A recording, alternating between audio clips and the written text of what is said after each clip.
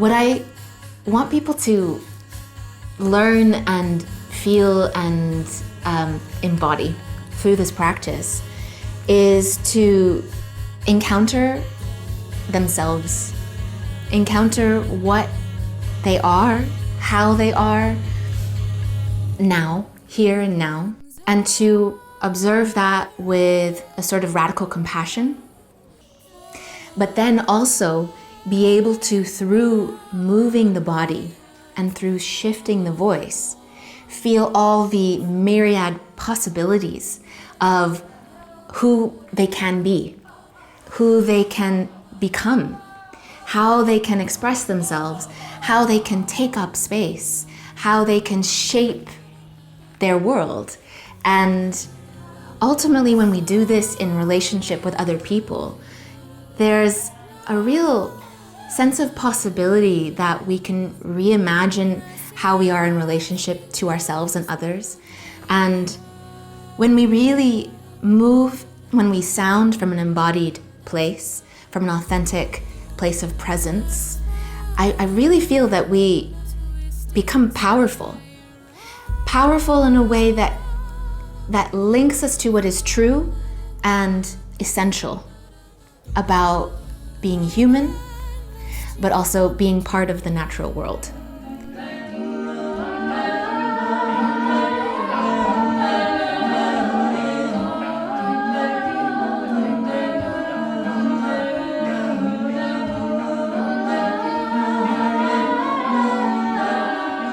So my name is Kate Smith, and I'm a singer. I use my voice. I've always used my voice. I've always been passionate about exploring the voice. Vocal improvisation has provided sort of a core where all of the voices that I explore can be brought into communication.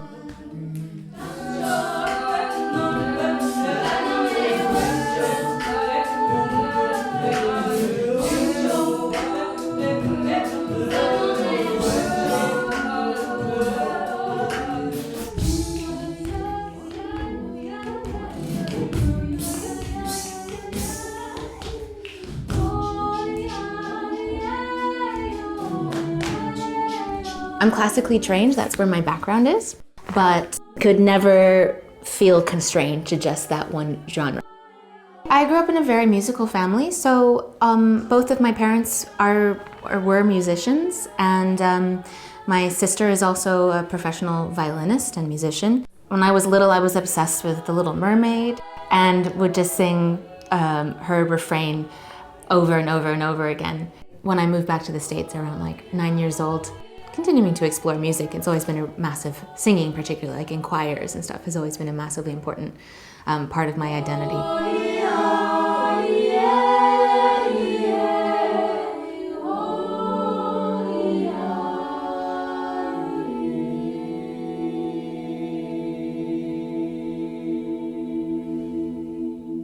A turning point was when I was studying at the Guildhall School of Music and Drama in London, and I was studying classical voice.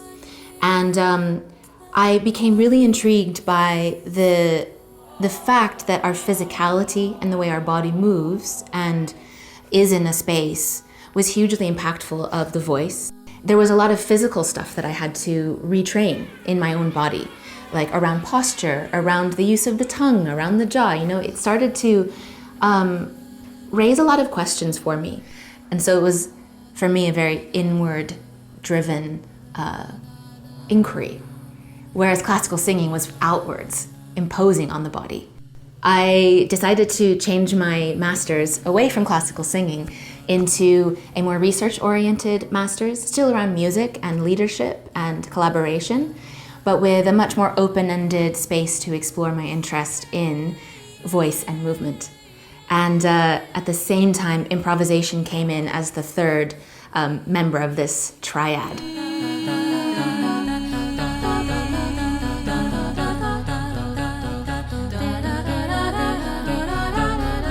The embodied voice is a practice that I've developed that brings together voice and movement and improvisation as a space of inquiry into what it means to be human, what it means to be us in our bodies, in relationship with others and in relationship with the natural world, and ultimately to pursue living a more embodied life through singing. We use voice as a way to look inwards, voice as a tool to bring us into a felt sense of vibration, of movement. But vice versa, we use movement to change voice. So it's a two-way system. And we're learning about the body through the voice, and we're learning about the voice through the body. So I think what sets the embodied voice apart from other voice modalities, there's two aspects of the embodied voice. The first being movement and embodiment, but based off of science and technique. And the second part being the creative, expressive side. We each have unique bodies, we each have unique histories. We found our way to the voices that we have through different paths. And so it's super important for me that we question what we receive, we question what we're taught, and we question it through our own bodies, through our own experience, and through a real delicate and subtle and curious engagement with the ideas. The classes themselves might feel a little bit like a yoga class for the voice. So we do explore certain asanas or certain movements, but also it might feel a bit like a Feldenkrais class. Sometimes we do very small and subtle work, moving the body very slowly, doing a lot of rest, letting the nervous system work through what we're doing in a way that our prefrontal cortex is not necessarily understanding what is going on, but our subconscious body systems are learning very deep lessons. And at times, the class might feel more like a free dance, because we'll be moving through a space, we'll be interacting with each other, we'll be exploring, the joints, we'll be kneeling our pelvis and really playing in how we can move our body in different ways. You can play with sharpness in the start of your movement. And now we're going to start to exploring allowing the V to open up into a vowel. So every beginning starts with a V or a sh or a z, and then opens into a vowel. Va, zo, job.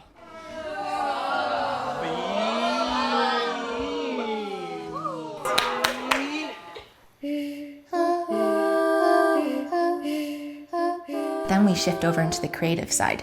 Again, this is so important for me because I think we are inherently creative. The body is a site of infinite creativity. It's fascinating to me. And I think it's so important for people to experience a healthy relationship with their bodies and with their voices, and then transform that into their expression.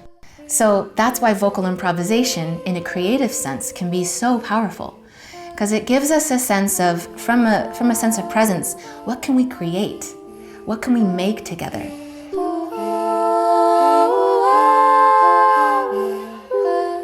Through the embodied voice, I'm trying to create and hold a space where people feel welcomed to bring their full selves and to encounter all sides of themselves in a way that's welcomed, in a way that no one is being pushed to be anything other than what they're ready to be.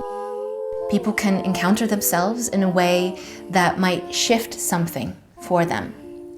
And at the same time, they can be held by a group that welcomes that says, this is okay. You have a space to express yourself. You have a space to be seen and accepted.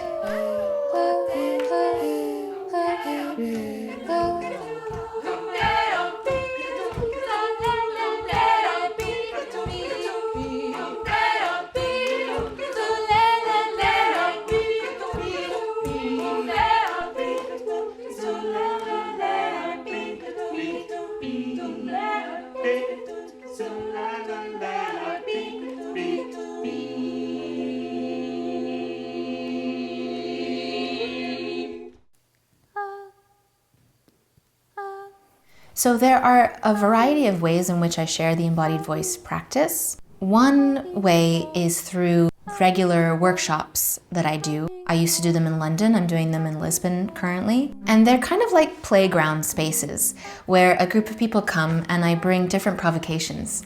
So we'll do an hour of somatics and the singing body, very internal movement-based stuff where we're exploring a particular concept, and then we take that over into a creative space where we start to sing together, explore some musical concepts, and learn how to make music together.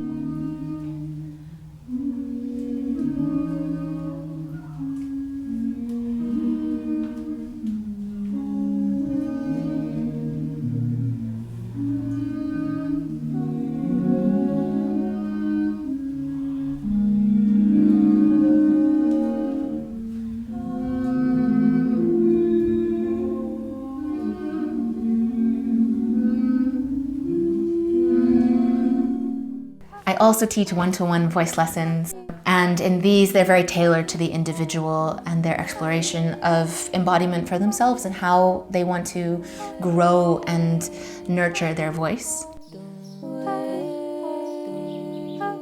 And then I also lead retreats, and these retreats are really precious moments when people can dive deep into all the wealth that this practice offers. It can take some time to really drop into the body and also to build up enough kind of tools and techniques to know how to improvise together. So these retreats offer more space and time so that we really land, we get to know each other. Then we start to flow and we start to create and we start to realize that there is no distinction between the sessions and when we're out of the session. Suddenly, moving and singing just becomes what we do all the time. And I love it when that happens because that means the channels have really been opened and people are free to be expressing themselves and the joy of living in the moment. There's movement in the mornings. We always do a little bit of yoga or dance or something that just helps the body loosen up. I'll also teach some somatics, which is when we go quite internal, quite deep. We really get subtle. We share lunches, we share dinners together.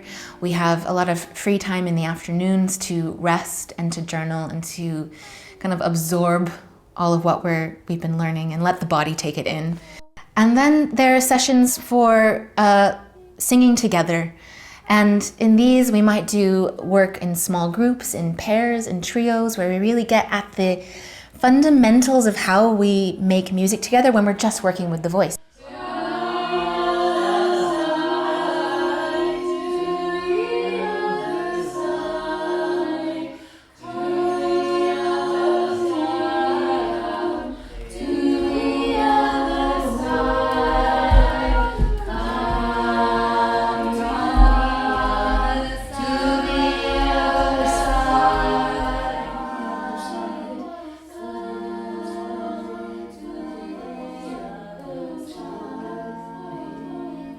Then we have frameworks and games for improvising in larger groups, and these are really interesting spaces to explore the roles that we take on and how we behave as a community, how we co-create our culture.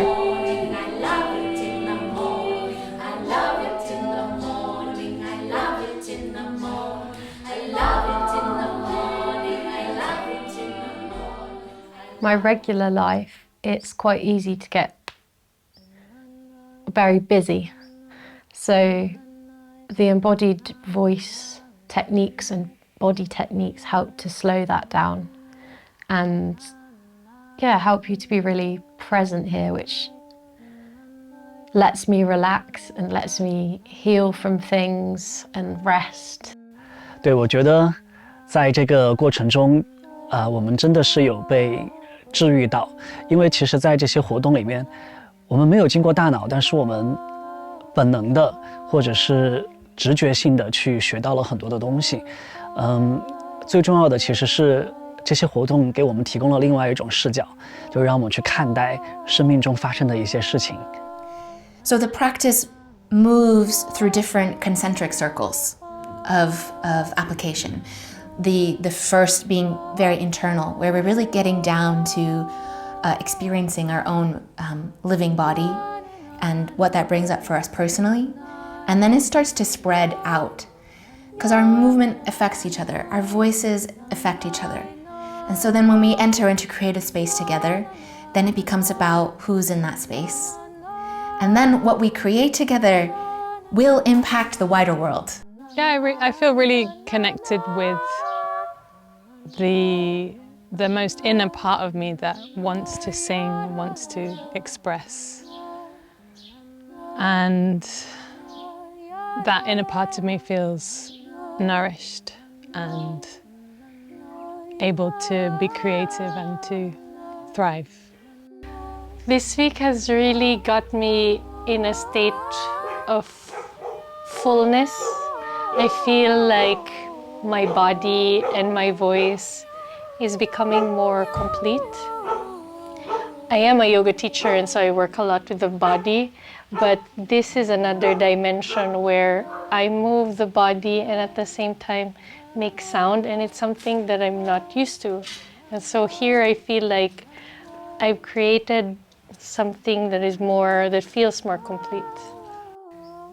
It's been incredibly easy to access the work because of where we are and how it's been assembled, because there are different elements to the work and they've been very carefully built on, so we have time to synthesize and learn as well as be introduced to new things. One thing I find really interesting in how people sometimes respond to this work is that they feed back to me that they are leaving with more questions than answers. And I actually think that's great, because I don't want to be here giving out, answers for how to live life. Rather, what I want to be doing is holding spaces for people to be inquiring. I'm very ambitious with this practice, and I see its repercussions being massive, about undoing centuries, thousands of years of culturation that separates the mind and the body. My ultimate ambition is to truly integrate these two sides of ourselves, and the big repercussions of that are a complete remaking of our culture. We need to bring human, back into nature. And ultimately, this separation has been removing us from feeling truly part of nature.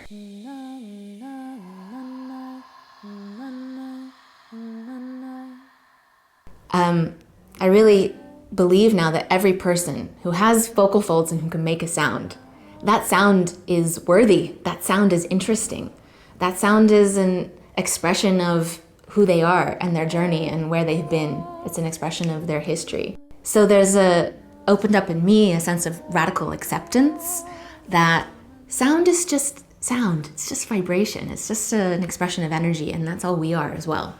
We're just whirlpools of processes, and the voice is an expression of that.